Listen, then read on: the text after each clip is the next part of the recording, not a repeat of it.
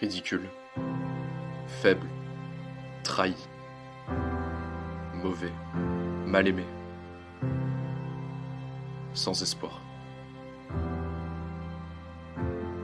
La vie se résume-t-elle à ça?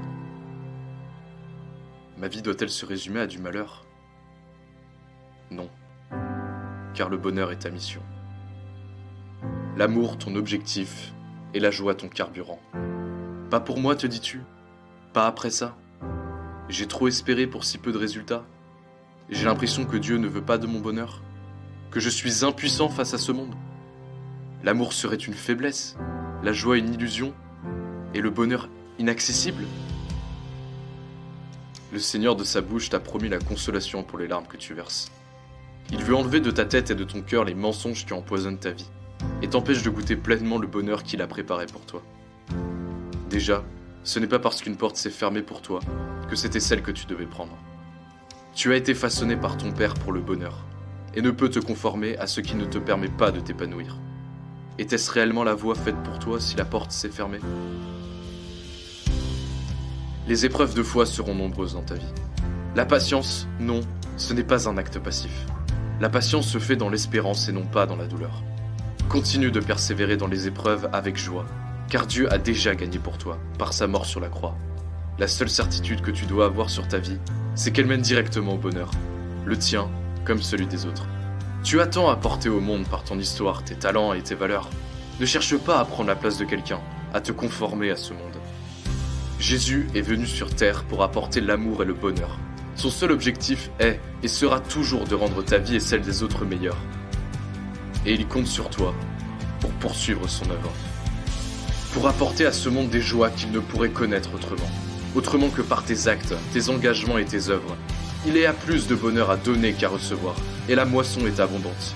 Le bonheur, c'est quand tu te rends compte que tu fais partie de ce projet de vie, que tu es une pierre de l'édifice qu'il veut bâtir. Et il ne te laisse pas seul pour ce combat. Il t'a donné dès ta naissance le Saint-Esprit, l'Esprit de la vérité, que le monde ne peut pas accepter parce qu'il ne le voit pas et ne le connaît pas. Mais toi, tu le vois, tu le sens et tu le connais. Tu le sais qu'il est là au fond de toi, cette bougie qui ne s'éteint pas et qui est ta résistance dans l'épreuve, ta force dans la faiblesse et ton espoir lorsque plus rien ne va. C'est d'elle que tu puisses toutes les énergies positives dont tu as besoin, l'amour, la joie et le bonheur en premier lieu.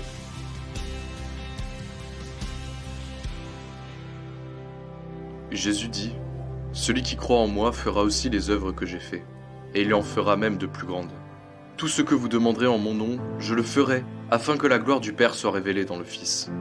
Ce monde qui te persécute ne peut voir ce qui t'illumine, mais il ne peut nier que tu brilles. Le rabaissement, l'humiliation, la persécution, la tentation et la remise en question de tes valeurs, ce ne sont que des armes de l'adversaire pour cacher ton éclat au monde. Ce monde a besoin de toi, car Jésus a besoin de toi. Ne renie pas son appel, ne laisse pas la peur ou la haine éteindre ta lumière. Ta famille, tes amis, tes collègues, ce monde qui t'entoure se déplace dans l'obscurité de la vie. Tu es cette lumière qui peut les guider. La mission est immense, mais la récompense encore plus. Cette flamme qui a été allumée au fond de toi, tu peux la transmettre comme tu l'as reçue. Et la plus petite bougie dans le noir complet reste visible et indispensable pour embraser tous ceux qui l'entourent. Fais de chaque relation un défi à relever, pour te grandir et faire grandir l'autre. Arme-toi de la sagesse et du discernement pour trouver quels sont les combats que tu vas devoir mener. Ce que Dieu veut pour ta vie à toi, pas ce que veulent les autres, car c'est ainsi que tu seras pleinement toi-même. Heureux l'homme qui tient bon face à la tentation, car après avoir fait ses preuves, il recevra la couronne de la vie que le Seigneur a promise à ceux qui l'aiment. La foi, c'est la ferme assurance des choses qu'on espère, la démonstration de celles qu'on ne voit pas. Par la foi, nous comprenons que l'univers a été formé par la parole de Dieu, de sorte que le monde visible n'a pas été fait à partir de choses visibles. C'est par la foi que Noé a construit une arche pour sa famille. C'est par la foi qu'Abraham a obéi lorsque Dieu l'a appelé et il est parti sans savoir où il allait. C'est par la foi que Moïse a quitté l'Égypte sans craindre la colère du roi, car il s'est montré déterminé. Alors garde ta foi comme ton bien le plus précieux. Par elle, tu feras plus encore.